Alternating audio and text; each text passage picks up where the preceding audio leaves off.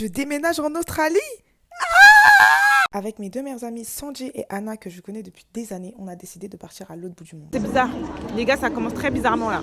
Ça, c'est moi après avoir réalisé que j'allais payer 145 euros de bagages parce qu'au lieu de 23, j'avais ramené 31 kilos. 31, rien que ça.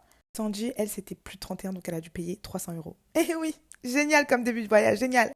Comme compagnie, on a pris China Eastern Airlines, je crois. Honnêtement, hein, franchement, c'était confort et tout, mais la bouffe était vraiment pas bonne. Regardez comment je boudais. Au bout de 6 heures de vol, je me rends compte que je viens de quitter ma famille, mes amis, toute ma vie pour aller m'installer à l'étranger, à l'autre bout du monde. Avant ça, escale à Shanghai de 17 heures. Vous me direz, 17 heures, c'est hyper long, mais je pense que c'est suffisant pour visiter et voir un peu plus d'une nouvelle ville. Pour ça, on est parti dans un spa 24 heures. Vous voyez, celui dont tout le monde parle sur TikTok.